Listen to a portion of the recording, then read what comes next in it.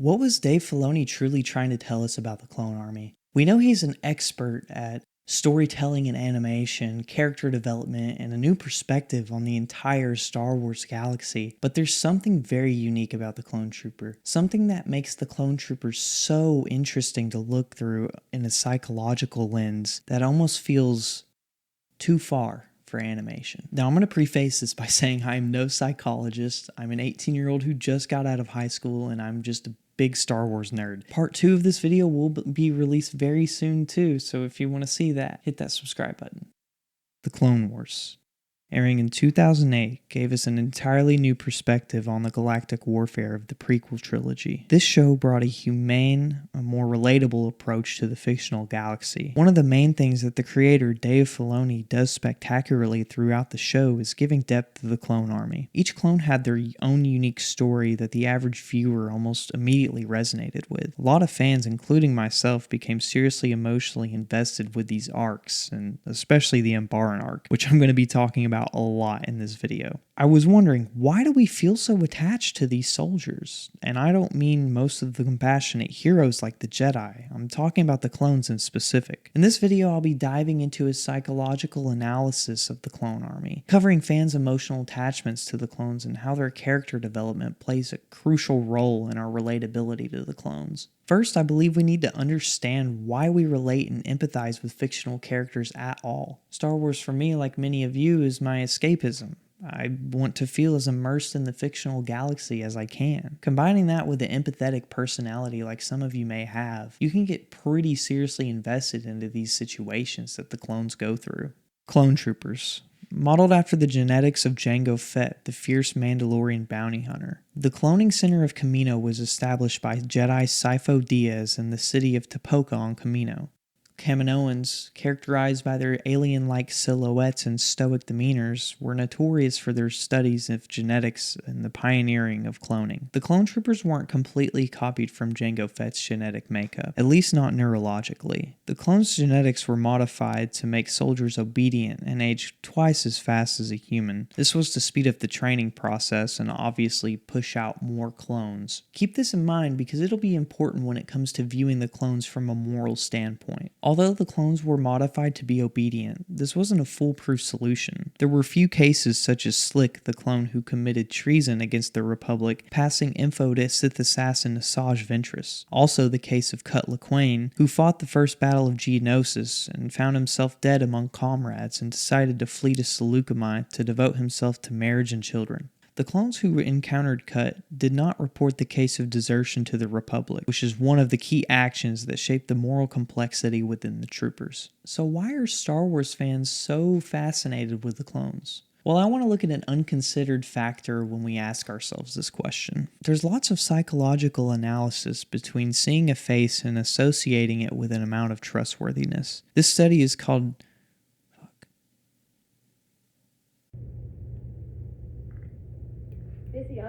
When you put a face to words, an abstract message or emotional expressions subconsciously resonate more with you because, in a primitive sense, humans are more familiar and trusting of each other. There's an in-universe example of this principle. Jedi Master Mace Windu held intense resentment for the clones.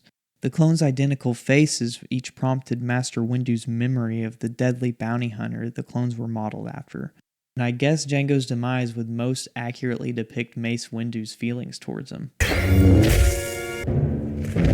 When you apply this logic to the clones, obviously you're going to be associating Jango Fett's face with whatever first impression the clones give you. Clones are the most loyal, selfless, and honorable soldiers you could possibly find in the galaxy. The moment you subconsciously integrate these qualities with the face that display these virtues, your brain is now hardwired. Every scene with a clone, every conversation, death, and most importantly, their undying selflessness for each other in dire skirmish, one face becomes thousands of brothers, and that bond is undoubtedly fortified. Now, the brotherhood that the clones live by is psychologically undeniable and cannot be possibly questioned without substantial evidence. Just because the clones had a tight code of brotherhood with each other didn't mean it was exclusive to the clones. Each clone legion had its respective high-ranking Jedi general, such as Anakin Skywalker representing the 501st Company. Most Jedi leading their legion reciprocated their soldiers with the same compassion and loyalty that the clones were born to give their leaders. The Jedi treating the clones as individuals contributes to our perception of the soldiers. Seeing that the role models for the galaxy treat the clones this way reinforce the way we think of the units, once again, as people. We also get a chance to see how non-clones react with the clones during battle. We're meant to be expendable. Not to me. This clip is simple, but it perfectly portrays the Jedi to clone relationship. This short clip really embodies the mindset that the clones keep for themselves too, that they are expendable and purely built for war. Feeling the sympathy for the clones through Jedi Plo Koon's eyes pulls on our heartstrings for the clones. You sort of want to make sure they feel like more than a weapon, more like a person. Come, sit. Your helmets, remove them. Your faces I wish to see. Personally, this clip to me is the most touching. When Yoda highlights the clones' eyes, it's a very personal moment. Some could even say it's the most humane the clones are treated throughout the show. Yoda doesn't just humanize the clones. He touches the philosophical aspect of the clones' minds, reminding them that they are their own person, a part of a collective force. This interaction in the first episode of The Clone Wars speaks volumes to me. It reveals Dave Filoni's intention to break down the prejudice that clones are only soldiers. Unfortunately for the clones, just like some Jedi in public held compassion and treated the clones as human, the troopers also faced lots of discrimination from leaders in public. Some prejudices against clones would often parallel to sociopathic behavior, and in some cases be very extreme and end in deadly scenarios for troopers. The Battle of Umbara. This mission was assigned to Anakin Skywalker, Obi-Wan Kenobi, and their respective legions of forces to reclaim Umbara, following the Separatist overthrow for its critical trade routes. Anakin Skywalker was summoned to Coruscant by the Chancellor, leaving none other than the towering and intimidating Jedi, with forearms reminiscent to General Grievous, Pong Krell, to leave Anakin Skywalker's 501st troopers and take the capital. Pong Krell was quite the opposite of the average Jedi. He was uncompassionate, imperious, and treated the clone troopers with a dispassionate and domineering attitude. Pong Krell is a perfect representation of the sociopathic prejudice that I mentioned earlier. He would most often address clones by their CT numbers, CT-7567, and his war strategies were nothing further than conservative. Time and rest are luxuries the Republic cannot afford. Krell ordered the 501st to launch a head-on assault of the capital during the war. Captain Rex, captain of the 501st Company, objected for the sake of his men, but of course General Krell would not pay him any mind. Eventually the 501st were stopped by a minefield and forced to retreat. Fall back now! Krell was abhorrent to this decision and seemingly angry at Rex for doing what was best for the clones.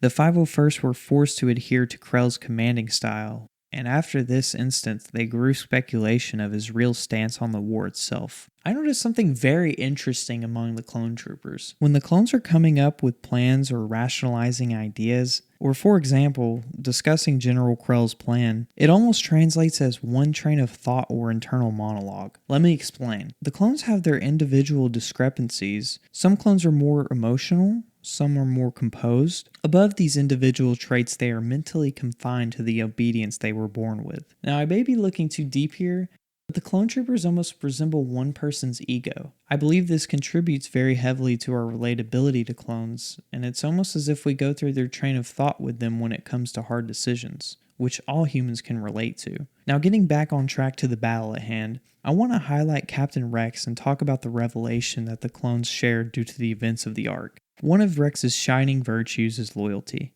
Sure, all clones are bred to be loyal, but Rex has an extraordinary devotion to his leaders. For his entire life, this has been very favorable and rewarding for Rex, and it's probably the reason he's captain of a legion. But for the first time, it's working against him.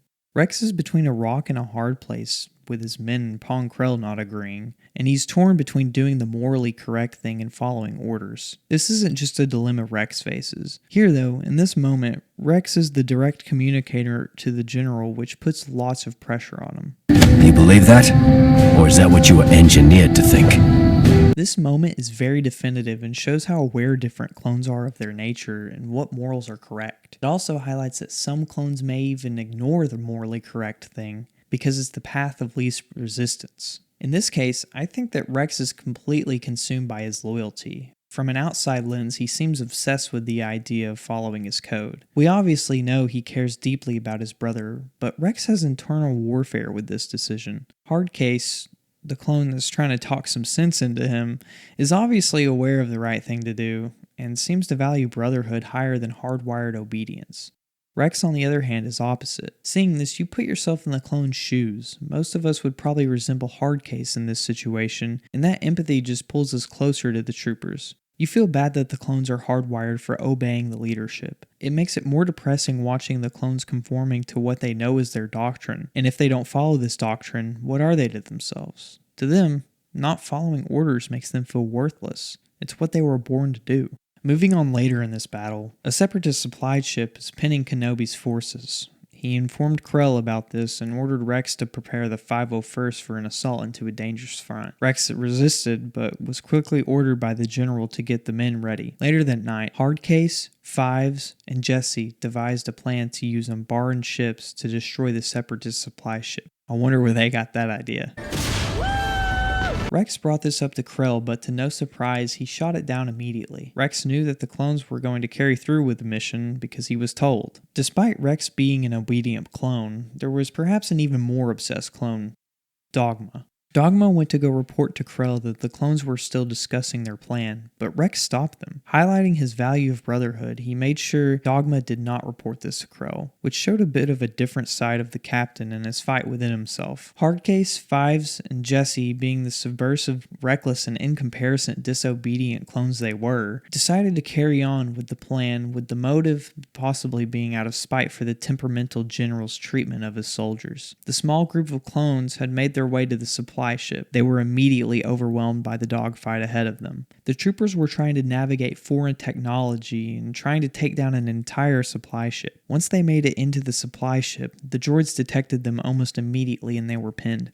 Hardcase then sacrificed himself by dragging a part of his ship into an explosive area of the vessel and blasting the ship, ending his life and giving Jesse and Fives just enough headspace to escape. Hardcase was just having a heart-to-heart with Rex, opposing stances on what is truly worth losing for victory, and how it is apparent that Hardcase didn't care for victory. Hardcase would have given his life and more for his brothers. For me, these seemingly identical sides of the moral argument showcase the entire spectrum of the clone's dilemma. You have Rex on one side, who is willing to die more for loyalty and obedience, and on the other side you have Hardcase, who would rather die for his brothers. I would consider Dogma to be on the extremist side of obedience, but that doesn't fit into the narrative that this sequence in the arc is trying to convey. This spectrum is something we can metaphorically relate to as the average person, favoring obedience and doctrine of the standards of whatever country or community you're a part of, or simply doing the right thing. After Jesse and Fives report back to Krell, the two clones are ordered for execution. They couldn't even do it.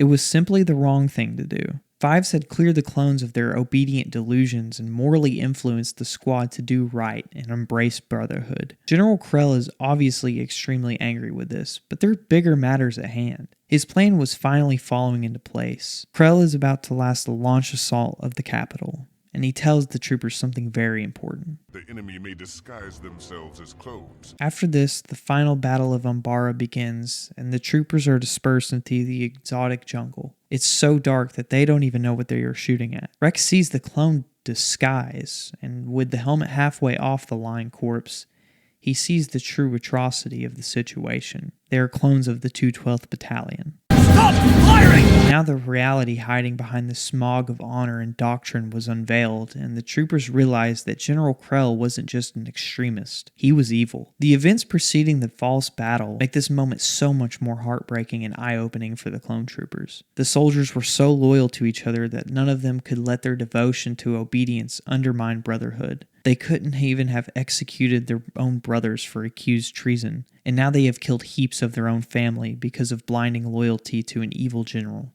The loss of a brother for a good reason was already emotional, but needless death is just catastrophically heartbreaking.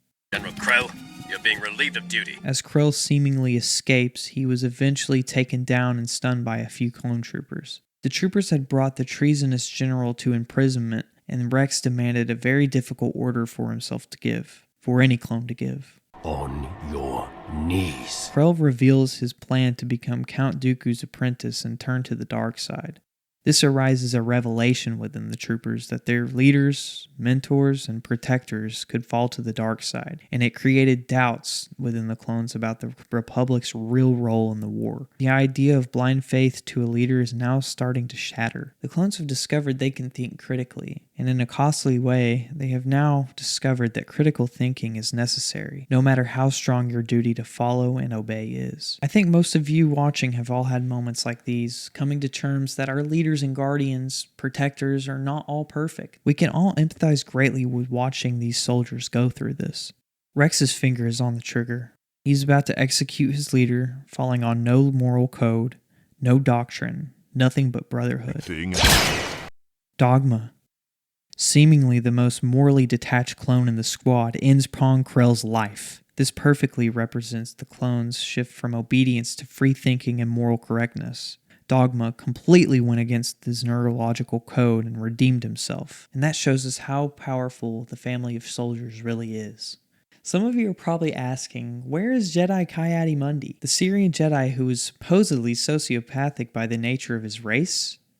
Well, I'm here to tell you that that's not true at all. From what I've researched about their race, there's no evidence of any absence of emotion from their biology. The reason that the rumor circulates is because Mundi was often viewed as cold by clones because of his stoic devotion to the Jedi Code. I know there's some of you out there who are waiting for me to read the excerpt from Republic Commando, but that will be coming in part 2. Jedi Mundi was assigned to the 21st Nova Corps to fight the Outer Rim sieges, being the most brutal era of the Clone Wars, and Master Mundi used a very aggressive commanding style, and it resulted in a high number of casualties within the Nova Corps. This often caused the clones to resent Mundi and viewed him as rigid and emotionless.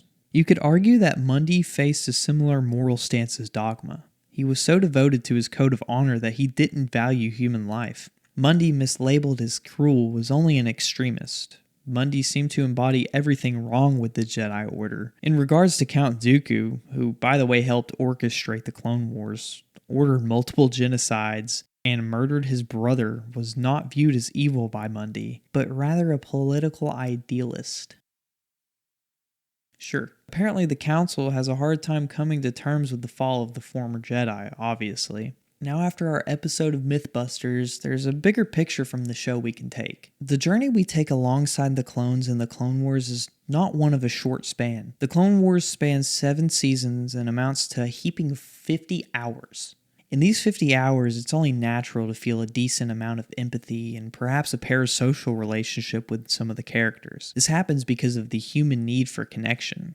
I also think that this need is what drives us so close to the clone troopers. When you watch the show for more time, it feels like you're one with them. We watch these characters develop over what feels like years and they grow with us. I've seen a lot of people on the internet regarding the Clone Wars as a show you start when you're 7 years old and finish the finale at 14. Now I'm going to admit, I was not a Clone Wars kid. I was like strictly original trilogy, and I don't know why, really. I just never cared for any of the animation or any sort of expanded universe until I got back into Star Wars, and as you can see, I'm a pretty big fan of the EU. Anyways, I think this characterization for the show encapsulates the effect it has on us precisely. We watch these clones grow, and as I mentioned about the revelation the clones had in Umbara, the clones have the same revelations simultaneously as us real people. They're learning how to critically think, just like Watchers did at one point. Maybe, as a kid, the themes of the show resonated with you so much that it pushed you closer to having this revelation. The soldiers grow morally and adopt virtues of the Jedi throughout the show, and I just think that the clones serve as a representation of our growth as people and our consciousness. The men over the seasons teach us perseverance and unity. This is exactly why I believe the show is so necessary to truly understand Star Wars. Lucas, of course, built the universe and themes that can impact anyone who watches the Skywalker saga, but it's creators like Dave Filoni who give the universe so much life. so much purpose. And this is because there's so much time to unravel the development of characters and the progression of war when you have 50 hours to convey your message. What I remember about the rise of the Empire is how quiet it was.